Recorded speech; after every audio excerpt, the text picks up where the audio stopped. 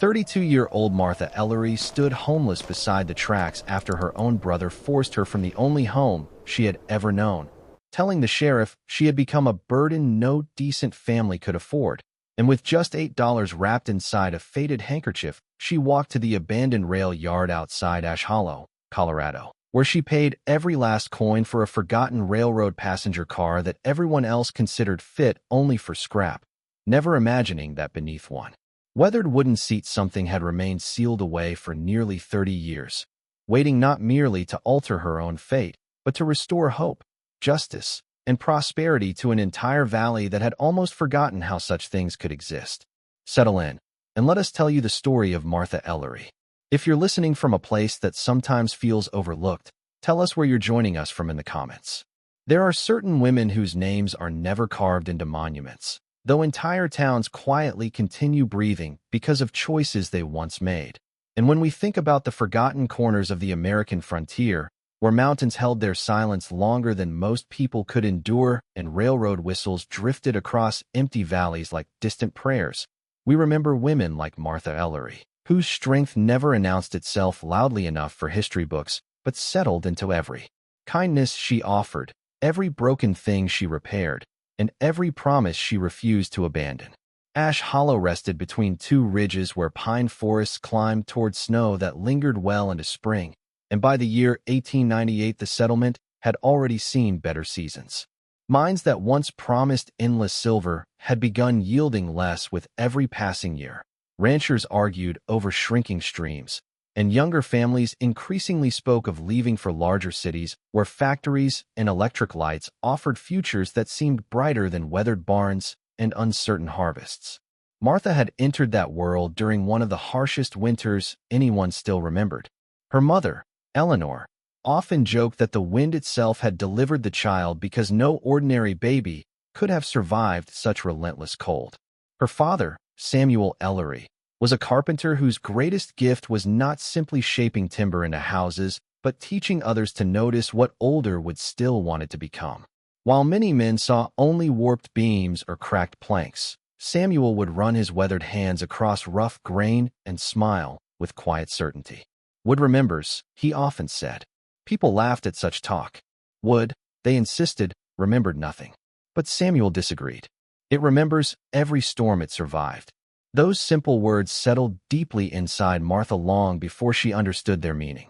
Instead of expensive toys, Samuel handed her dull chisels, scraps of pine, bent nails that could still be straightened, and broken cabinet doors rescued from abandoned sheds. Every object became another lesson. Nothing useful disappeared simply because someone richer decided it had become worthless. Her mother taught different lessons. Eleanor believed people could be repaired much the same way Samuel repaired furniture, with patience, steady hands, and enough kindness to keep them from falling apart before the work finished. Their small home never possessed much money, yet travelers somehow always found a warm meal waiting. Railroad workers with blistered hands, widows searching for relatives farther west, children separated from wagon trains, immigrants whose English consisted mostly of hopeful smiles. Eleanor welcomed them all. Wealth, she whispered while washing supper plates late at night, is measured by what remains after you've shared. Martha never forgot those words either. As she grew older, she discovered another gift. She listened. While other children hurried to answer every question, Martha learned to remain quiet long enough for people to tell the truth without realizing they were doing so. Old ranchers explained forgotten trails. Former miners described tunnels nobody mapped. Conductors remembered stations removed from railroad schedules years earlier. Blacksmiths talked about machines no longer manufactured. Storekeepers repeated family stories stretching back generations. She gathered these conversations the way careful gardeners gathered seeds, never knowing which might bloom someday.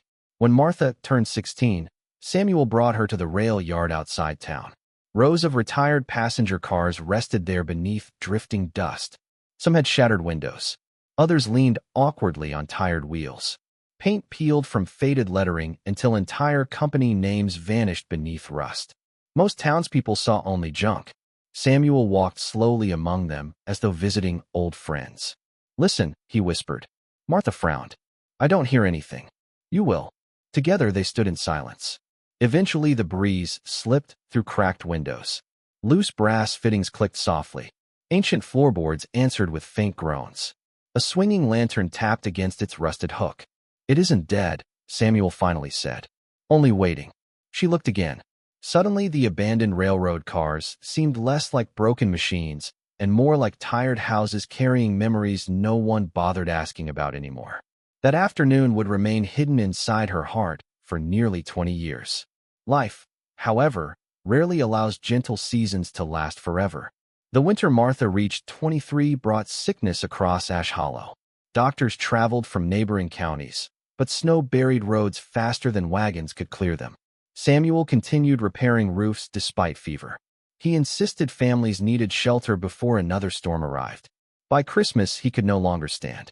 Within 3 days, he was gone. No speeches accompanied his burial. Only neighbors carrying homemade wreaths and Eleanor standing straighter than grief should have permitted. Afterward, Martha quietly inherited his tools. Not because anyone expected a woman to continue carpentry. Quite the opposite. Several men offered to purchase the equipment immediately. They explained it would save her unnecessary trouble. She declined every offer. Each hammer still carried the warmth of her father's hands. Each plane remembered another lesson. She refused to sell memories disguised as tools. For several years, she supported herself repairing furniture, mending porch railings, restoring church pews, and building cupboards for families willing to overlook the unusual sight of a woman working with saws and chisels. Some customers arrived skeptical. Most returned grateful. Gradually, Martha earned something more valuable than money: trust. Then came another loss. Eleanor passed peacefully during early spring while apple blossoms covered nearby orchards. Before sunrise, she squeezed Martha's hand and whispered almost the same words Samuel had spoken years before. People remember kindness longer than success. Those became the final words Martha ever heard from her mother. Alone now, she continued living inside the modest family house near Willow Street. She kept Samuel's workshop exactly as he had left it. She welcomed hungry strangers whenever she could. She repaired furniture even when customers insisted replacement would be easier. Years drifted quietly. Perhaps they might have continued that way had prosperity remained in Ash Hollow. But fortunes changed. The largest silver mine finally closed. Railroad traffic slowed. Businesses failed one after another. Families departed with wagons piled high. Storefront windows collected dust. Church attendance shrank. Even laughter seemed quieter. During those difficult years, Martha's older brother, Horace Ellery, returned after nearly 15 years away. As children, Horace possessed charm that often disguised selfishness. Adults excused nearly everything because he smiled while asking forgiveness. Unlike Martha, he rarely repaired anything. He preferred replacing old things with newer ones whenever possible. When Samuel died, Horace attended the funeral, stayed 3 days, then disappeared again. Few expected him back. Yet financial hardship has a remarkable way of guiding certain people toward opportunities they once ignored. Horace returned wearing tailored coats, polished boots, and expensive pocket watches. He spoke confidently about investments, railroad expansion, Eastern businessmen, future prosperity. Many believed him. He purchased struggling properties cheaply. He loaned money carrying complicated conditions buried inside lengthy agreements. People signed because they had little choice. Martha watched quietly. She recognized something beneath his polished manners that childhood memories had never forgotten: impatience. He measured every conversation by asking one invisible question: what can this become for me? When he visited the family house, he admired the location far more than the memories inside its walls. "The land's worth considerably more than this old place," he remarked. Martha smiled politely. "This old place is home." He laughed. "No, Martha. It's sentiment pretending to be value."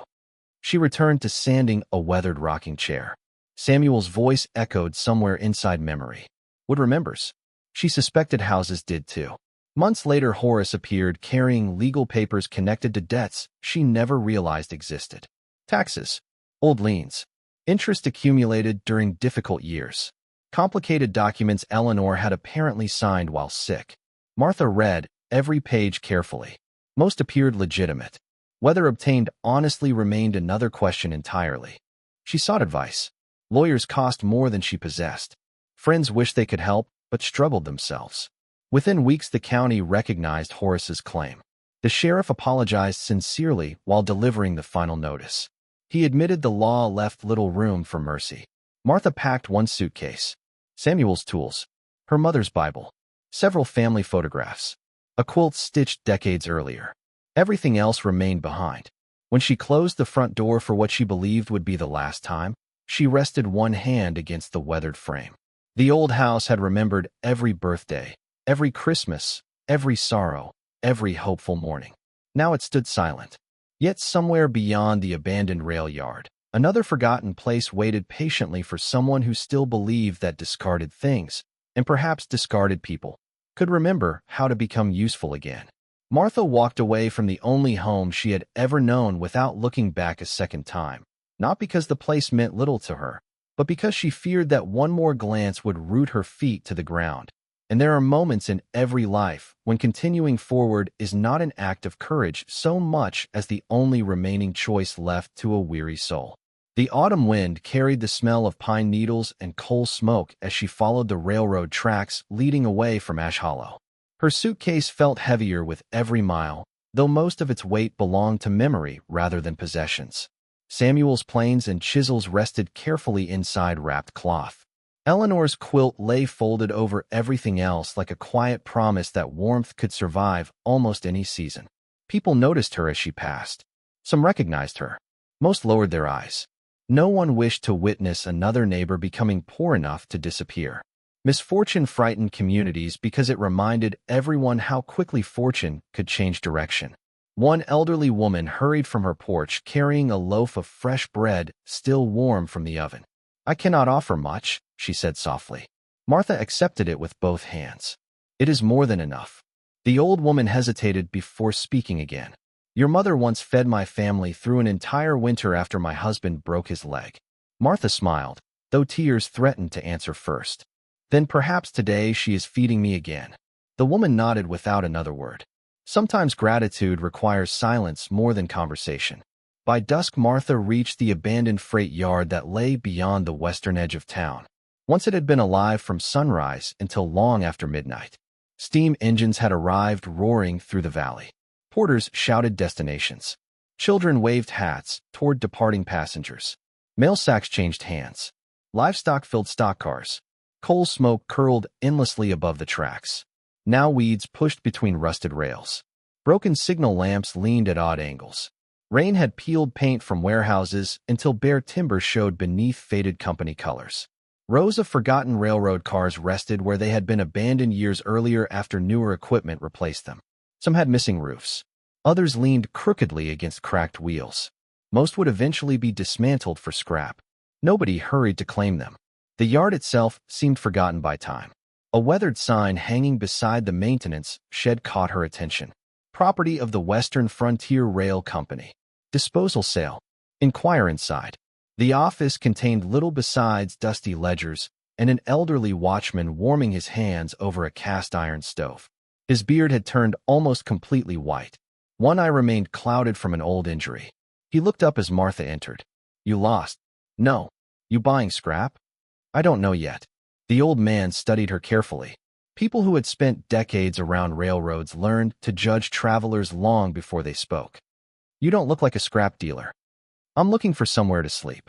He remained quiet for several moments. Finally, he sighed. "I've watched trains come and go for 41 years. These old passenger cars aren't worth much anymore."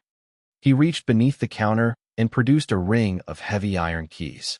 "Come." Together they crossed the yard beneath gathering stars. The watchman introduced himself as Amos Cutter. He explained that nearly every abandoned coach had already been stripped of anything valuable.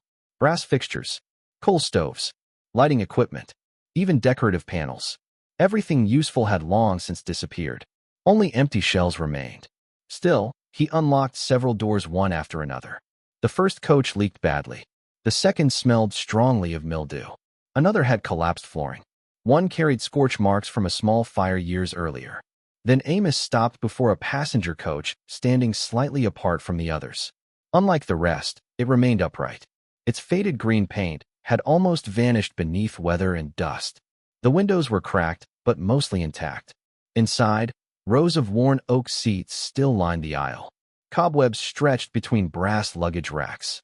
The ceiling bore water stains, yet remained solid. Someone had once swept the floor long ago. It isn't much, Amos admitted, but the roof still keeps most of the rain outside. Martha stepped inside slowly.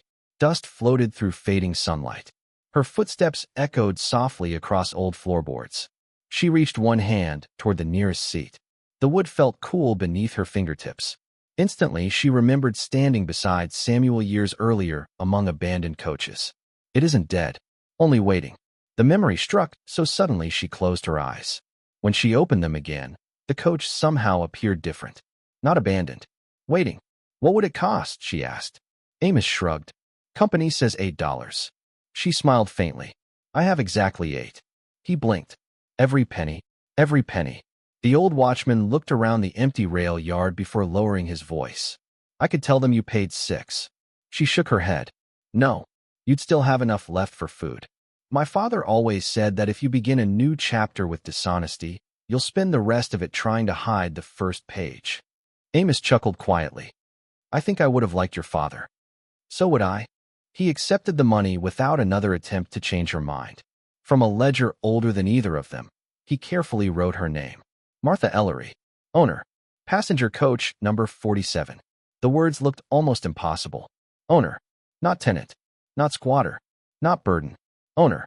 For the first time since leaving home, something inside her settled. She possessed almost nothing, yet what little she owned belonged entirely to her. Amos handed her the heavy key. You'll probably curse this purchase before winter arrives. I've survived worse. I expect you have. Before leaving, he paused at the doorway. Miss Ellery? Yes. This coach carried passengers between Denver and Salt Lake for almost 20 years. She smiled. Perhaps it's carried its last traveler. The old man looked thoughtfully toward the fading horizon. Sometimes old things surprise us. When darkness settled across the valley, Martha unpacked her few belongings. She spread Eleanor's quilt across 2 facing seats. Samuel's tools rested carefully beneath another. She cleaned dust from several windows using an old rag. Then she lit a small oil lamp. The warm glow transformed the forgotten coach. Not into luxury, not even into comfort, but into shelter. Outside, coyotes called somewhere beyond the hills. The wind brushed gently against the coach walls. Loose window panes rattled softly. Instead of sounding lonely, the noises resembled an old building sighing with relief because someone had finally returned. The next morning began with work. Martha had always believed that despair found fewer places to hide inside busy hands. She swept years of dirt from the floor. She washed every window. She tightened loose hinges. Broken seat backs were repaired using salvaged lumber gathered from other abandoned cars. Nails were straightened. Splintered boards sanded smooth. Even rusted brass handles regained quiet shine beneath patient polishing. Several railroad workers passed while inspecting nearby tracks. They slowed long enough to watch. One laughed. You're fixing that thing? Martha looked up from her hammer. I'm trying. You'll spend months before it looks respectable. It only needs to keep the rain away. Another worker shook his head. Waste of effort. She merely smiled. Many worthwhile things had first appeared to be wasted effort. Days became weeks. Gradually the coach changed. Curtains sewn from worn flour sacks covered cracked windows. Wildflowers collected from nearby meadows rested inside glass jars. The old floor received fresh coats of linseed oil until warm golden grain emerged beneath decades of neglect. People passing the rail yard noticed. Children became curious. Travelers occasionally stopped to ask questions. Even Amos admitted the coach looked younger. I've watched this car decay for 12 years, he remarked. I never imagined someone could make it feel alive again. Martha answered with words Samuel might have spoken. It remembered.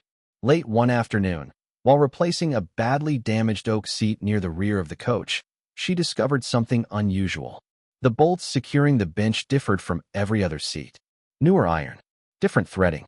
Someone had removed and replaced them years after the coach was built. Curious, she knelt beside the frame. Running her fingers beneath the polished edge, she noticed faint scratches surrounding one section of timber. Not accidental. Intentional. Almost as though someone had repeatedly opened the same place while trying not to leave obvious marks. She tapped gently. Most of the wood answered with solid echoes. One narrow section sounded strangely hollow. Her heartbeat slowed. Samuel had taught her to trust materials. Wood always spoke honestly if someone listened long enough. She fetched a screwdriver from her toolbox. Carefully, she loosened one bolt. Then another. The seat lifted only slightly before refusing to move farther. Something hidden beneath still held it firmly in place. Not ordinary construction. Not damage. Something deliberate. Dust covered everything so completely that no casual visitor would have noticed. But Martha had spent years repairing forgotten furniture built by craftsmen who often concealed clever compartments inside ordinary pieces. She brushed away layers of grime. Near one corner, almost invisible beneath darkened varnish, rested a tiny brass button no larger than the head of a nail. It did not belong there. She pressed it gently. Nothing happened. She pressed harder. Somewhere beneath the seat, a faint metallic click echoed through the silent coach. Martha froze. Slowly, almost reluctantly, a narrow wooden panel shifted no more than half an inch, revealing the thin edge of a compartment that had remained hidden beneath that passenger seat for decades. She stared at the opening without touching it, suddenly understanding that whatever waited inside had been placed there by someone who never intended ordinary eyes to find it. And after all those silent years, the forgotten railroad coach had finally begun to remember. For several long moments, Martha did nothing at all. The fading afternoon light stretched across the polished floorboards, and the tiny opening beneath the seat seemed less like a compartment than the beginning of a conversation interrupted decades before. Dust drifted through the narrow beams of sunlight filtering across the windows, and somewhere beyond the coach a freight engine released a distant whistle that rolled across the valley before dissolving into silence. She had spent enough years restoring old furniture to understand one simple truth. The first person to force open a hidden space often became the last person to understand why it had been hidden. So she waited. Patience had solved more problems in her life than hurried hands ever had. She examined the mechanism instead. The brass release button had worn smooth through repeated use many years earlier, yet dust now filled every corner around it. Whoever had last opened the compartment had done so before the railroad car found its final resting place in Ash Hollow. Samuel would have smiled. Someone expected to return, but they never had. Using the tip of a small pocket knife, Martha carefully lifted the narrow wooden panel until it rested against a concealed brass hinge. A faint scent escaped. Not mold. Not decay. Old cedar. Someone had lined the compartment with cedar boards to protect whatever rested inside. Nestled within lay a long leather packet tied with faded blue ribbon. Beside it rested a brass key unlike any she had ever seen. There was also a folded railway timetable from 28 years earlier, its paper yellowed but astonishingly well preserved. Nothing glittered. No gold. No gemstones. No stacks of cash. Only quiet objects waiting patiently for the right hands. Martha lifted the leather packet first. The ribbon nearly crumbled beneath her fingers. Inside rested dozens of neatly folded letters arranged by date. Every envelope remained unopened. Each carried the same elegant handwriting. To be delivered only to Elias Whitcomb. The name meant nothing to her. She counted quickly. 36 letters. One written almost every month across 3 years. None had ever reached the man they were addressed to. Beneath them rested another envelope, thicker than the rest. Across its front someone had written different words. If you have found this, then time has chosen better than men ever did. Martha sat quietly upon the floor before opening it. Inside she discovered several carefully folded pages. The handwriting belonged to an older man whose careful script reflected patience rather than haste. Whoever finds these papers, I ask only one kindness before you judge what you read. Many people have called me a thief. Others believe me dead. Both stories serve someone else's purpose. Neither tells the truth. My name is Benjamin Mercer. If these words are being read, then I never returned for what I was forced to leave behind. Martha stopped reading. The name stirred something distant. She had heard it somewhere. Not recently. Years ago. Perhaps while listening to older railroad workers speak around Samuel's workshop. Benjamin Mercer. The name lingered like a half-remembered melody. She continued.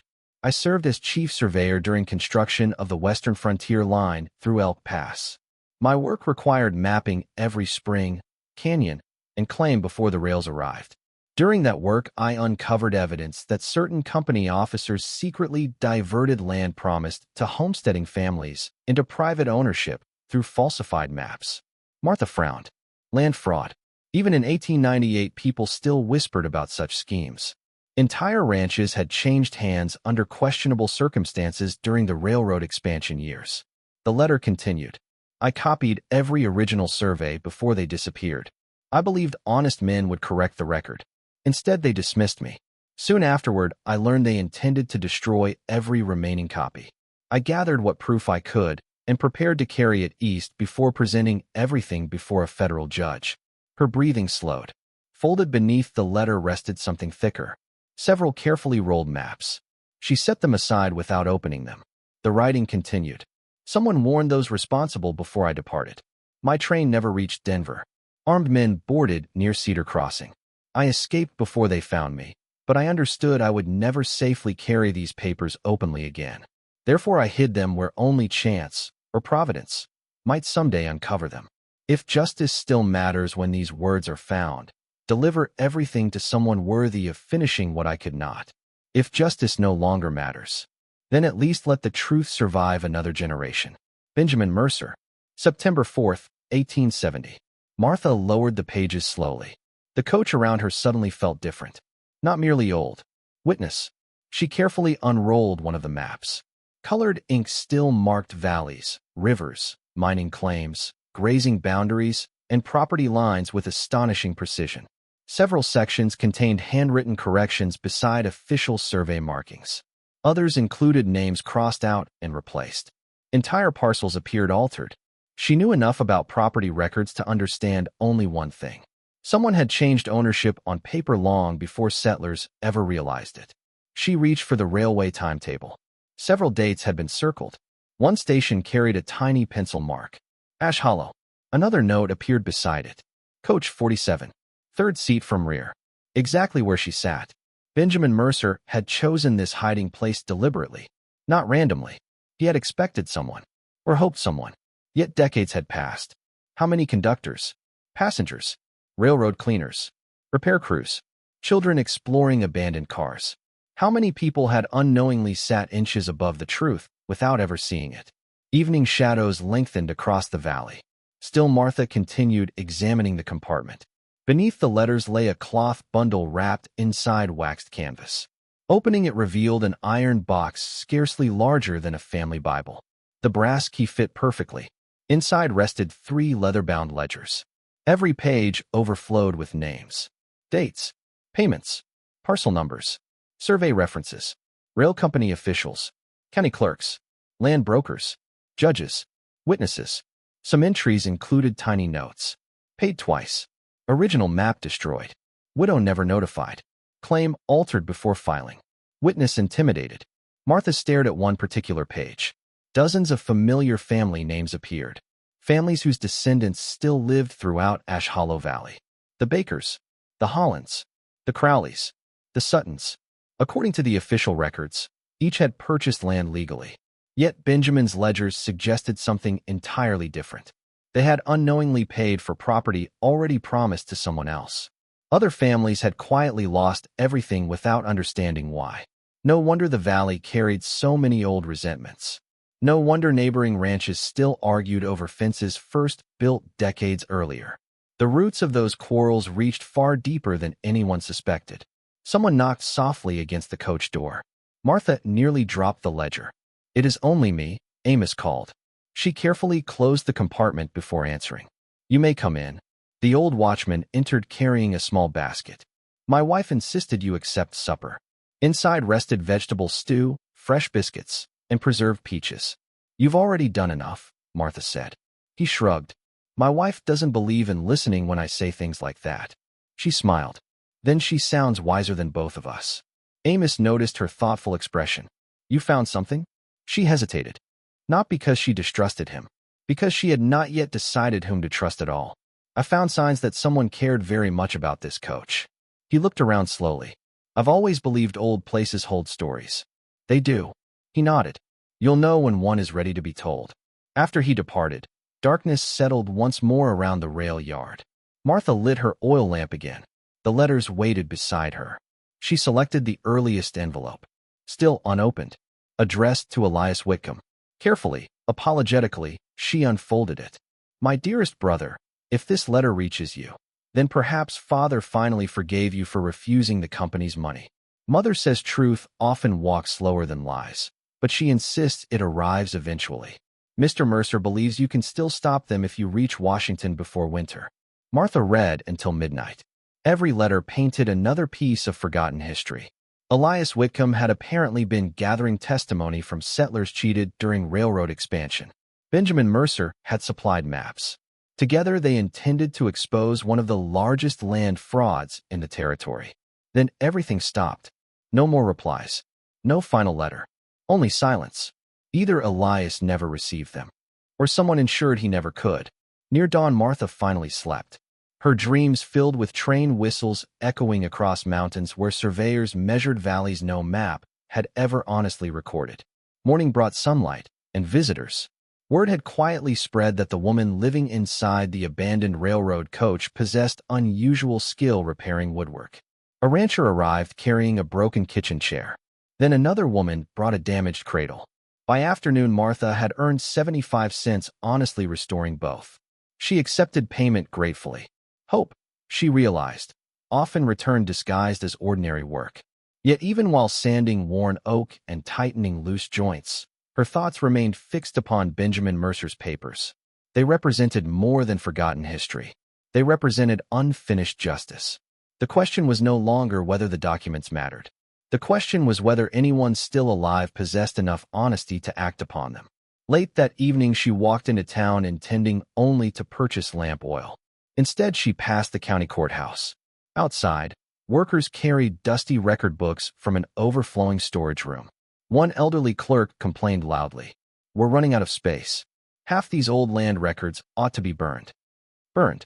The word struck her like cold water. If Benjamin's documents truly exposed decades of fraud, then somewhere inside that courthouse rested the official records they contradicted.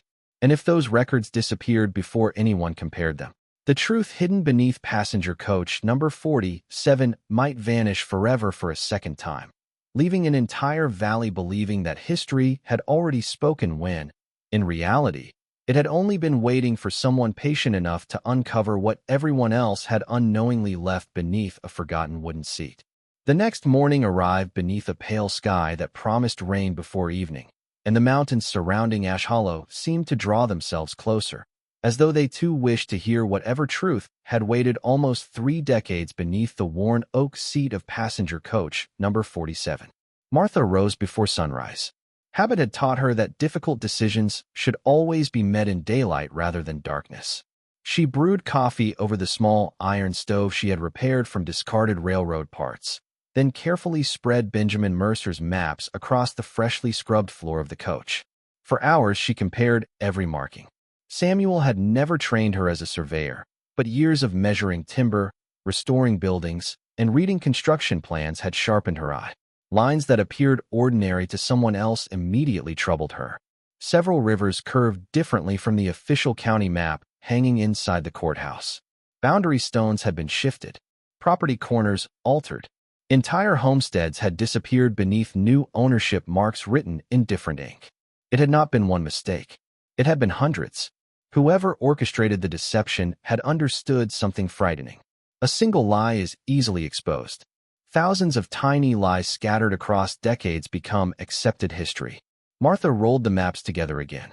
One thought refused to leave her mind. Benjamin Mercer had risked everything to preserve these records. He had hidden them carefully. He had expected someone honest to discover them. That responsibility now rested entirely with her. She quietly whispered into the empty coach, I hope I prove worthy.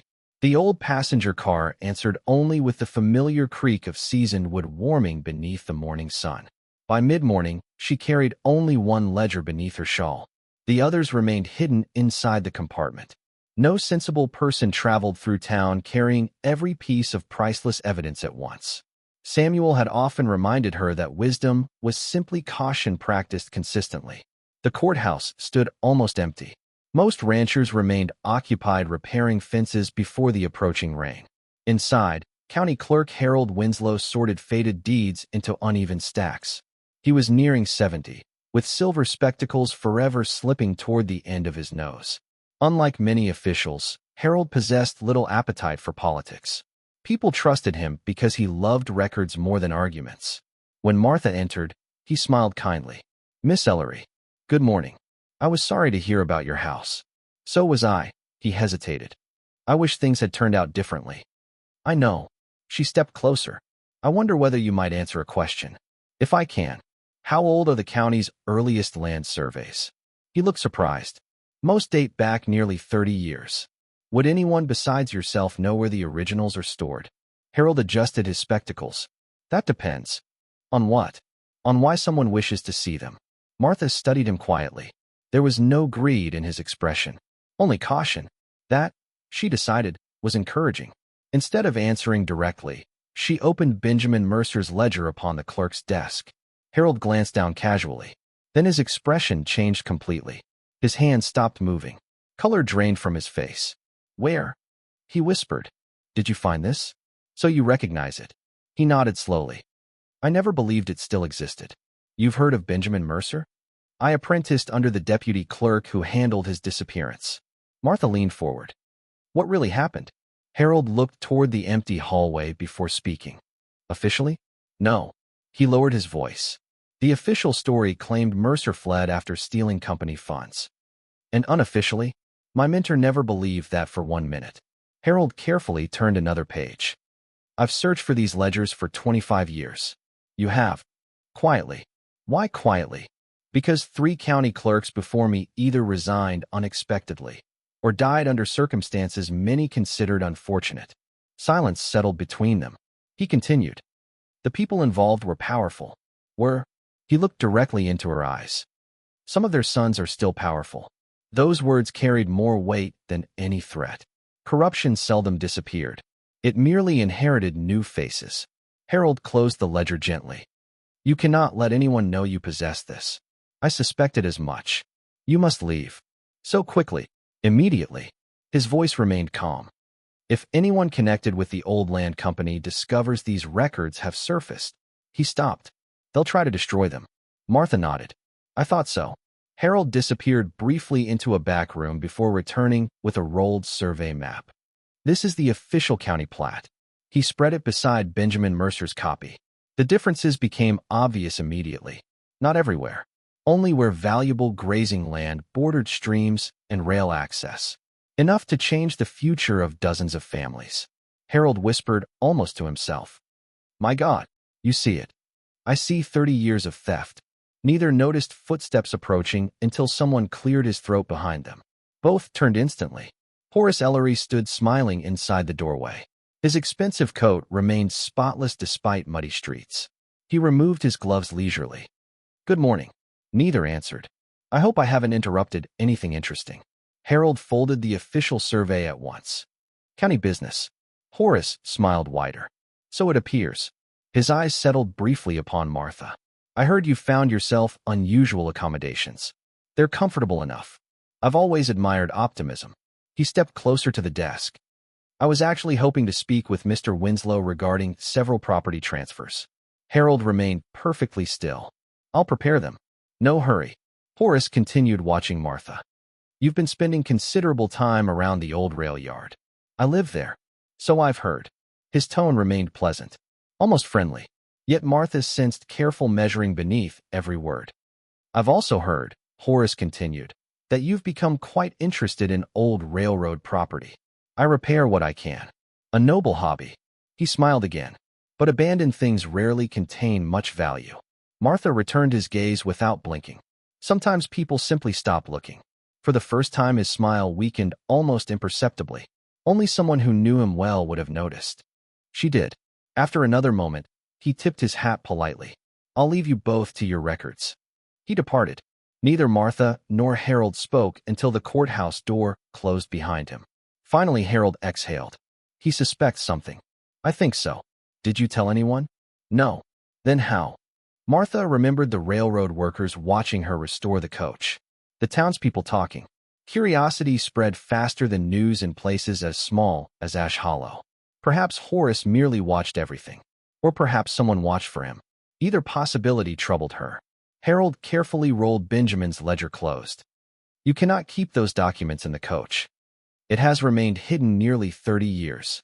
Not anymore. She knew he was right. Secrets rarely remained secret once curious people began asking questions. What would you suggest? Harold considered. Separate them. The papers? Yes. No one should ever find everything together.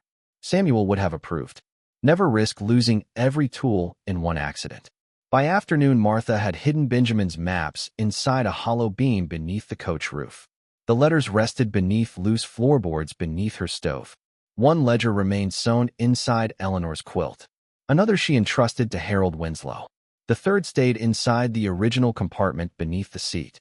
No thief could steal every piece without knowing exactly where to search. As evening approached, rain finally arrived. Heavy drops drummed steadily across the coach roof. Inside, Martha sat reading Benjamin's final pages once more. Near the back of the last ledger, she discovered something previously overlooked. Several page corners had been folded deliberately. Inside one fold rested a tiny sheet scarcely larger than a calling card. Upon it, Benjamin had drawn only a simple sketch. A circle, a large oak tree, nearby tracks, one handwritten sentence. The witness remains where the roots drink from the spring. No explanation, no directions, nothing else. Martha studied the drawing repeatedly. Somewhere beyond Ash Hollow stood an oak tree beside water. The witness remains. What witness? A person? A document? A marker? Benjamin never wasted words. If he called something a witness, it had observed the fraud firsthand. Perhaps even proved it. The following morning, she visited Amos Cutter. The elderly watchman studied the sketch carefully. His brow furrowed. I know this place. You do? At least. He squinted. I knew it once. He reached for another cup of coffee before continuing. When the original railroad survey crossed Black Creek, there used to be an enormous white oak growing beside the spring. Used to. It survived for generations. What happened? Lightning struck it years ago. Does anything remain? The stump probably does. He pointed west toward distant hills. About 8 miles. Is anyone living there? No. The line was rerouted after the bridge washed out. Abandoned. Again.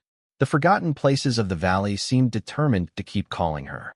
Before sunrise the next morning, Martha packed bread, water, Samuel's compass, and Benjamin's sketch. She locked the railroad coach carefully. Amos watched her saddle an aging mule borrowed from a neighboring rancher. You expecting trouble? I don't know. I'll keep an eye on the coach. I appreciate that. He looked at her thoughtfully. Miss Ellery? Yes. Sometimes old stories don't stay buried because they're lost. She waited. They stay buried because someone keeps covering them. Those words followed her long after the rail yard disappeared behind pine-covered hills. By midday she reached Black Creek. The abandoned section of railroad looked even lonelier than passenger coach 47. Nature had nearly reclaimed everything. Grass covered old ties. Rust consumed twisted rails. Wildflowers grew where locomotives once thundered. Near the creek stood the remains of an enormous white oak. Lightning had indeed shattered its trunk years earlier. Only a massive weathered stump remained, its roots spreading through the earth like the fingers of an ancient hand refusing to let go. Nearby, cold spring water flowed as quietly as it must have when Benjamin Mercer stood there almost 30 years before. Martha dismounted slowly. She walked toward the broken tree. Then she stopped. Fresh boot prints surrounded the stump. Not old impressions softened by rain. Fresh. Someone else had been there. Very recently. And whoever they were had begun digging beside the great roots before leaving behind a shovel still half buried in the damp earth, proving beyond any doubt that she was no longer the only person searching for Benjamin Mercer's forgotten truth. Martha remained perfectly still, allowing the forest to settle around her before taking another step. Samuel had taught her years before that frightened people rushed forward, while careful people first listened to the silence. The spring continued its gentle song beneath the roots of the shattered white oak. Chickadees fluttered among pine branches overhead. Somewhere farther up the ridge, an axe struck wood in slow, steady rhythm.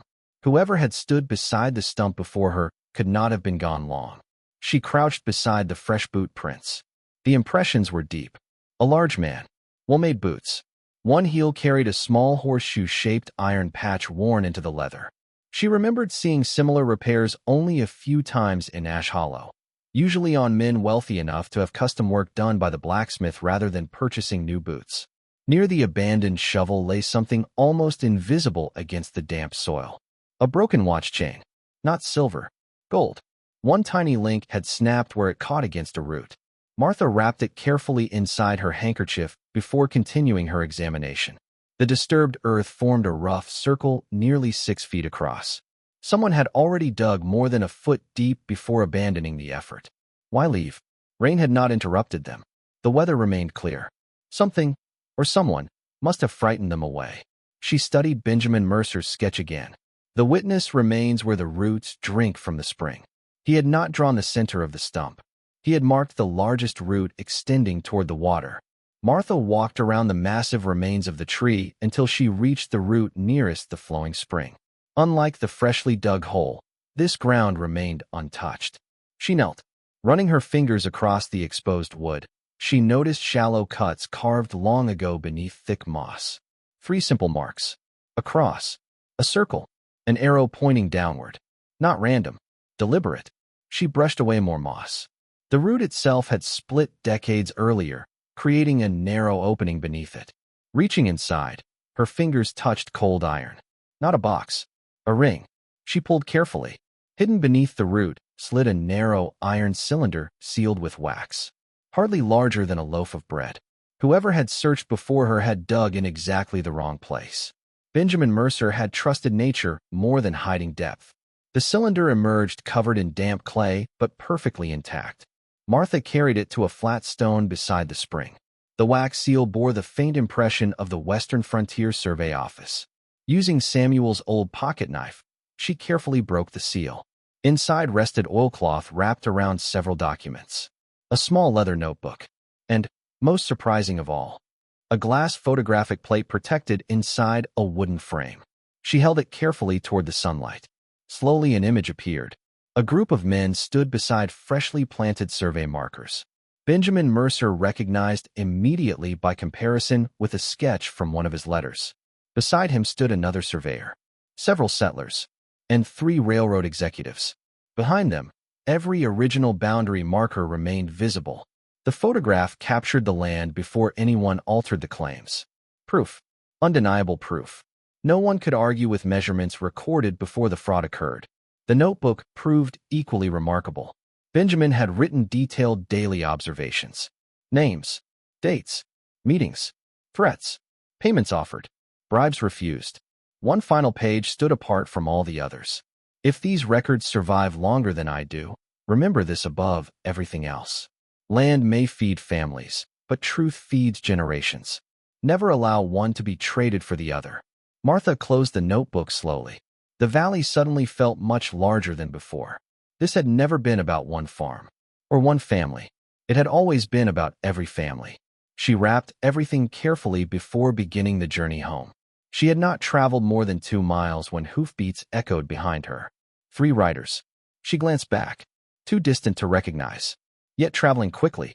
She guided the mule from the road into thick pines where fallen branches concealed the narrow trail. The riders thundered past moments later. Horace rode at the front. Even from a distance, his polished hat and expensive coat were unmistakable. The other 2 men scanned both sides of the road as they passed.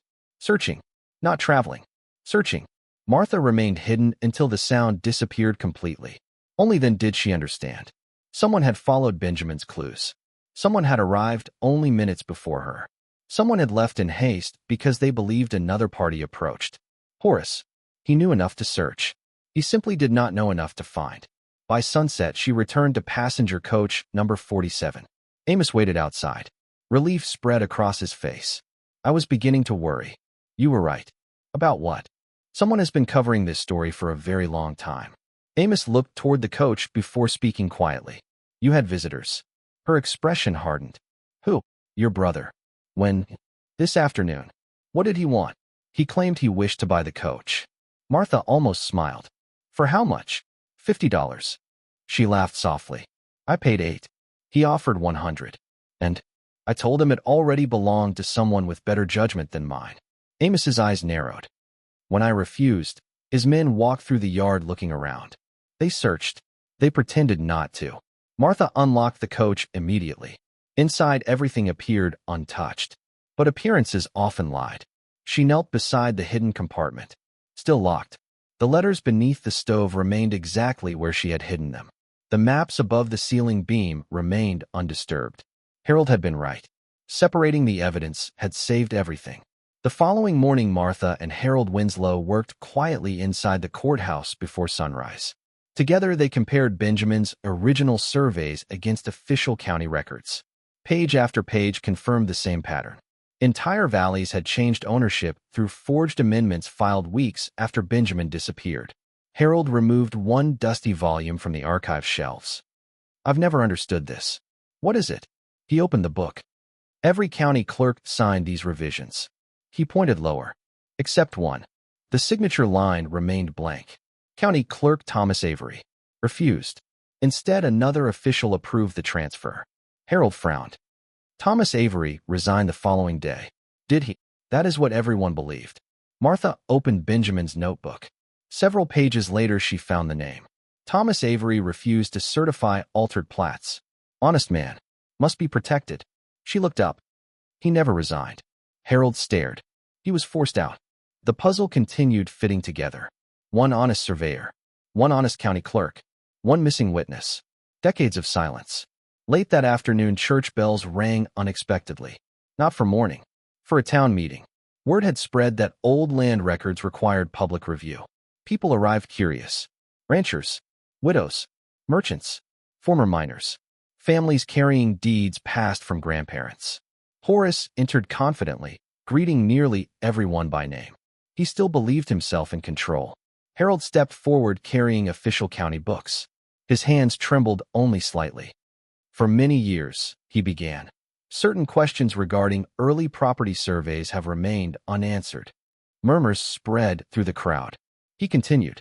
Yesterday, original survey documents believed lost were recovered. Horace's smile disappeared. Martha stepped forward carrying Benjamin's photograph. The room became silent. One by one, she laid the maps upon a long table. Then the ledgers. Then the notebook. Finally, the glass plate. Harold invited every resident to compare the originals with the county copies. No speeches. No accusations. Only evidence. People leaned closer. Neighbors pointed toward familiar family names. Old boundary disputes suddenly made sense. Long-forgotten evictions. Disappearing claims. Unexplained fortunes. Everything connected. Horace finally spoke. These papers prove nothing. Martha answered calmly. They prove enough to ask honest questions. Harold raised the photograph. And this? He held it beside the official survey. Proves where the original markers truly stood. An elderly rancher slowly approached. His hands shook as he studied the map. My father always said someone stole our grazing land. Tears filled his eyes. No one believed him. Another widow recognized her grandfather's signature. A merchant discovered his family's store had been built upon land purchased twice. Not through dishonesty, through deception. The room filled not with anger, but understanding. At last, the valley finally knew who had wronged it, and who had tried to protect it nearly 30 years before. No one raised a fist. No one shouted. The silence that settled over the meeting carried far more weight than outrage ever could. For nearly 30 years, the people of Ash Hollow had lived beside one another, believing old feuds belonged to stubborn fathers, careless surveyors, or simple bad luck. They had argued over fence lines, blamed neighbors for vanished water rights, and quietly passed resentment from one generation to the next, never realizing that the bitterness had been planted deliberately by men who profited whenever honest families distrusted one another. Horace Ellery looked around the room as though searching for someone willing to rescue him, with a familiar smile or reassuring nod. None came. People who had once admired his confidence now looked past him toward the weathered maps spread across the long table. Evidence has a peculiar way of silencing charm.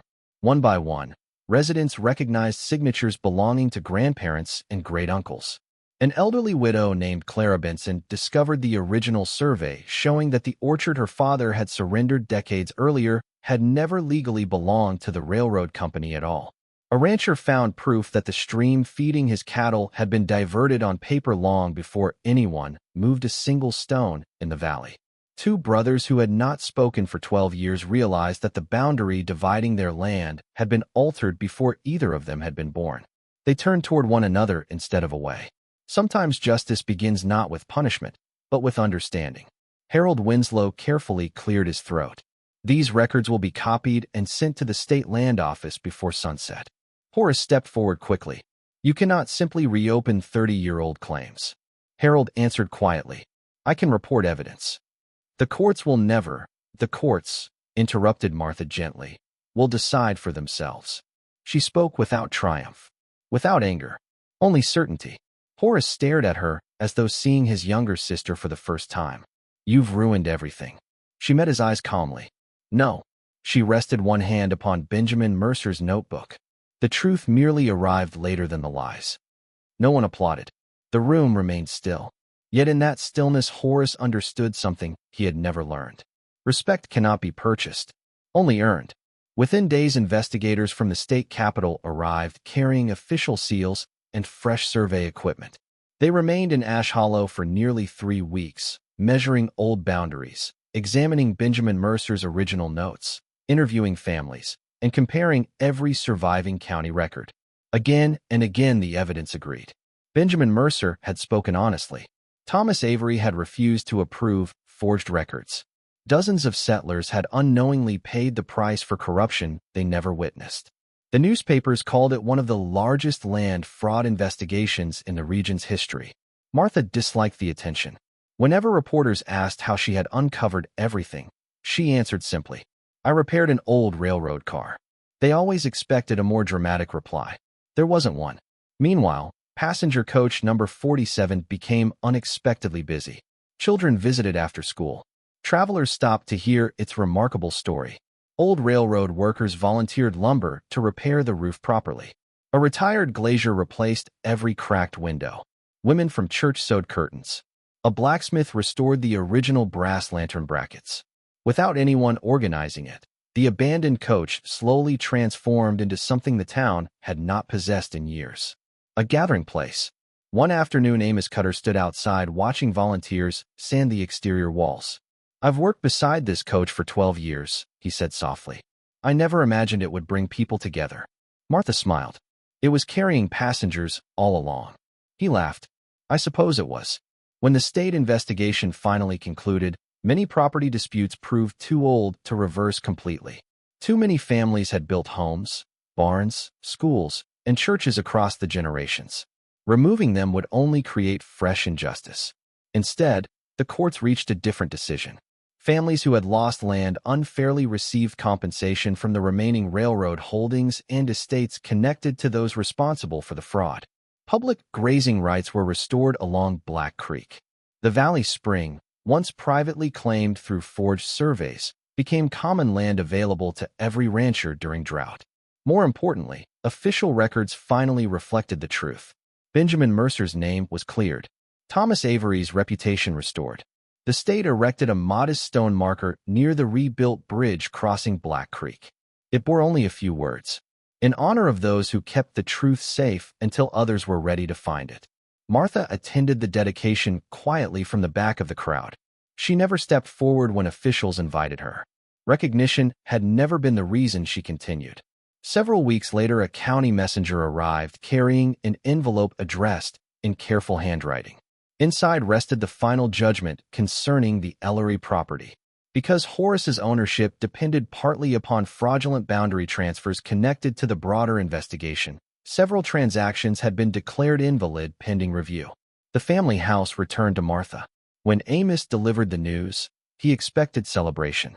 Instead, she sat quietly for a long while. Finally, she folded the letter. I wondered whether I would ever see it again. Will you move back?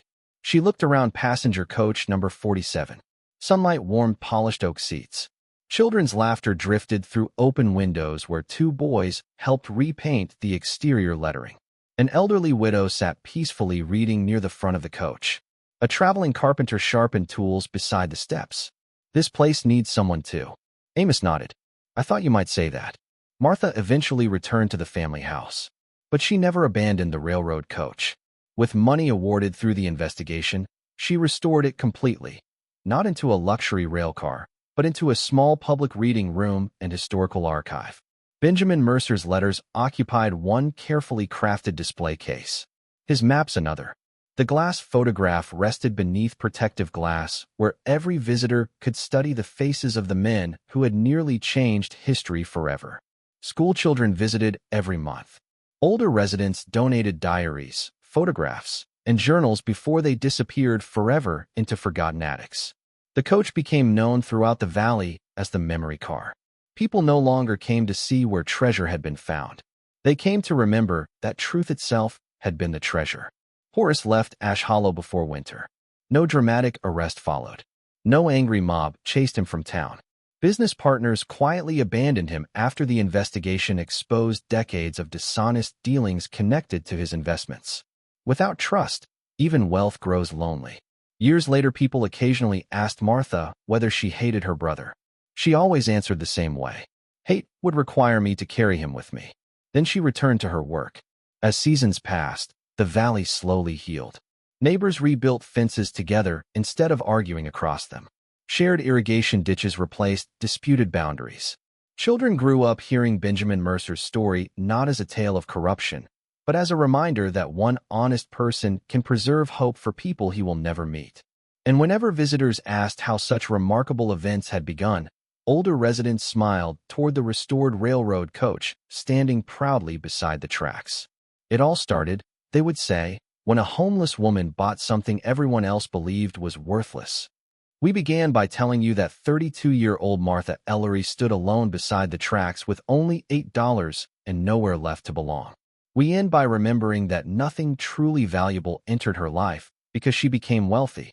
The greatest change arrived because she refused to measure worth the way the rest of the world did. Her father had taught her that would remembered every storm it survived. Her mother had taught her that kindness outlived comfort. Together, those lessons carried her into an abandoned railroad car, where another forgotten soul had trusted that someday an honest stranger would finish the work he could not. Passenger coach number 47 never carried another paying passenger. Yet it transported something far more lasting. It carried a community from suspicion toward trust, from forgotten history toward remembered truth, from quiet resignation toward shared hope. And every creak of its polished floorboards reminded those who entered that overlooked things and overlooked people sometimes guard the very future everyone else has been searching for. Thank you for spending this time with us and for walking beside Martha through the quiet valleys, weathered rail yards, and patient hopes of the frontier. If her story meant something to you, we hope you'll share it with someone who could use the reminder that what the world dismisses is not always without value. Before you go, tell us this. What is a time in your own life when you discovered unexpected worth in something or someone others had written off? Until next time, stay close.